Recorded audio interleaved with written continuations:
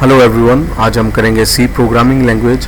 C is a procedural programming language. इसके कुछ rules हैं जो हमें फॉलो करने होते हैं।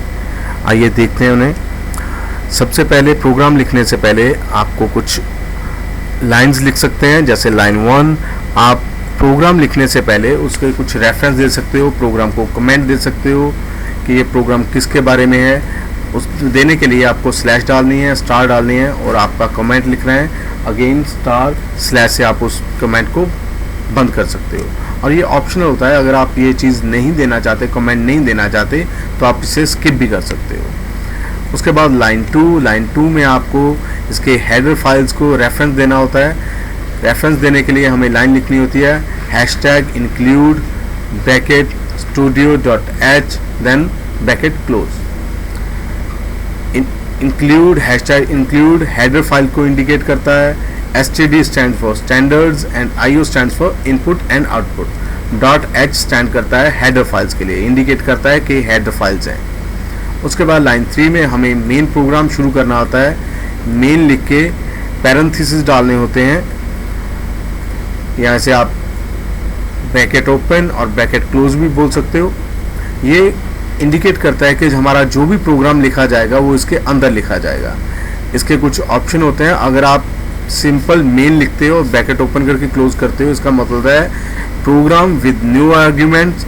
अगर इंट लिख के मेन लिखते हो तो इसका मतलब होता है the function return the integer value. और वॉइड मेन का मतलब होता है it does not return any information. ये इंट क्या होता है, इंफॉर्मेशन क्या रिटर्न करनी होती है, वो हम प्रैक्टिकल में देखेंगे। ओके देन उसके बाद लाइन 4 आती है। लाइन 4 में आप लिख सकते हो CLR SCR then bracket start bracket close then आपका सेमीकोलन। इसके बाद आपको सेमीकोलन डालना ही पड़ेगा। मेन के बाद आप स्किप कर सकते हो, यहाँ पे डालना नहीं होता है। CLR SCR क्लियर स्क्रीन के बाद आपको सेमीकोलन डालना होता है। क्लियर स्क्रीन हम यूज़ करते हैं जैसे आप मान लीजिए कि पहले आपने कोई प्रोग्राम लिखा, उस प्रोग्राम की वैल्यू आपने चेक की, आउटपुट चेक की, तो हमें प्रोग्राम की आउटपुट शो करेगा। जैसे उसने हमें प्रोग्राम की आउटपुट शो कर दी। जब आप दोबारा से किसी और प्रोग्राम को या उसी प्रोग्राम को दोबारा चलाओगे, तो अगर आपने CLR SCR कमांड नहीं लिख रखी अपनी प्रोग्राम में, तो पहले का प्रोग्राम लिख रहा रहने देगा, उसके नीचे अपना नया प्रोग्राम स्टार्ट करेगा। अगर आपने ये लाइन लिखी हुई है तो पहले के प्रोग्राम को क्लियर कर देगा और उसकी जगह जो हम क्लियर नया प्रोग्राम लिख रहे हैं वो हमें शो करेगा। ठीक है, तो ये लिखना हमारे लिए बेनिफिशियल होता है। उसके बाद लाइन 5 में, इसके बाद लाइन 5 में आप अपना प्रोग्राम शुरू कर सकते हो विद ओपन ब्रैकेट्स। ठीक है, ये इंडिकेट करता है हमें प्रोग्राम स्टार्ट करने के लिए। इसे बोलते हैं ओपन ब्रेसेस और इसे बोलते हैं क्लोज ब्रेसेस। इसे बोलते हैं क्लोज ब्रेसेस, इसे बोलते हैं ओपन ब्रेसेस। आप क्लोज ब्रेसेस बोल सकते हो या एंड ब्रेसेस बोल सकते हो। ठीक है, ये प्रोग्राम को एंड करने के लिए, ये प्रोग्राम को स्टार्ट करने के लिए। ओके, उसके बाद आप उसे डेटा टाइप दे सकते हो। डेटा टाइप होते हैं, अगर आपने डेटा टाइप दिया है इंट, तो वो होता है सिंगल न्यूमेरिक वैल्यू के लिए। जैसे अगर आप सेव करना चाहते हो डेटा 1 या 2 या 3 सिंगल न्यूमेरिक वैल्यू, तो आप उसे यूज़ कर सकते हो INT। अगर आप उसमें कोई करैक्टर देना चाहते हो, अ सिंगल करैक्टर, तो आप यूज़ कर सकते हो CHAR। इसमें क्या होता है कि आप एक सिंगल करैक्टर दे सकते हो जो अल्फ़ाबेट हो, लाइक A, B, C या D, एनीथिंग। उसके बाद आता है डेटा टाइप स्ट्रिंग। इसके बाद और भी डेटा टाइप होते हैं, लेकिन बेसिकली आप ये 3 अभी के लिए समझो। आगे के डेटा टाइप हम अगली वीडियो में करेंगे।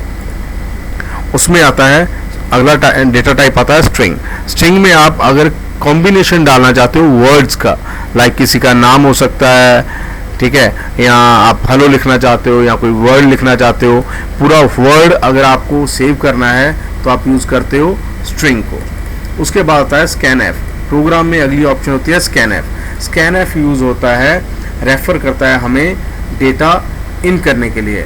अगर हम कोई प्रोग्राम लिख रहे हैं, जैसे मान लीजिए कि हमने कोई प्रोग्राम लिखा है जिसमें हमें A और B को प्लस करना है, वैल्यू A की और वैल्यू B की हमें प्लस करनी है, तो हमने पूरा प्रोग्राम लिखा।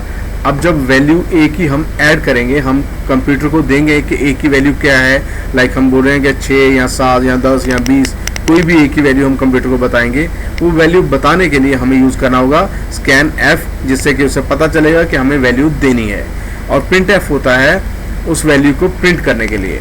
अगर आप उस वैल्यू, आपने मान लीजिए उस कंप्यूटर को वैल्यू दी 10, और 10 के बाद जो आंसर आएगा, 10 और 20 आपने वैल्यू दी, आंसर होगा 30, तो जो 30 आंसर आएगा वो हमें प्रिंट एफ से प्रिंट करना होगा। या जो भी आप लिखवाना चाहते हो प्रोग्रामिंग स्क्रीन पे, वो हमें प्रिंट एफ से ही मिलेगा आउटपुट। ठीक है, जैसे आपने कोई प्रोग्राम लिखा जिसमें लिखा है हेलो वर्ल्ड, तो हेलो वर्ल्ड आपको प्रिंट एफ में लिखना पड़ेगा, तब वो उसे प्रिंट कर देगा हमारी स्क्रीन पे। उसके बाद प्रोग्राम का एंड करना होता है। प्रोग्राम का एंड हम कर सकते हैं गेट ch या रिटर्न 0 से। ये प्रोग्राम के एंड में लिखना होता है। इससे प्रोग्राम यूज़र को रिजल्ट देता है, प्रोग्रामर को, यूज़र को रिजल्ट देता है जो हमने प्रोग्राम लिखा है, जो हमने प्रोग्रामिंग की है। आप इन बातों को ध्यान में रखिए, उसके बाद हम अगले प्रैक्टिकल्स करेंगे। Thank you.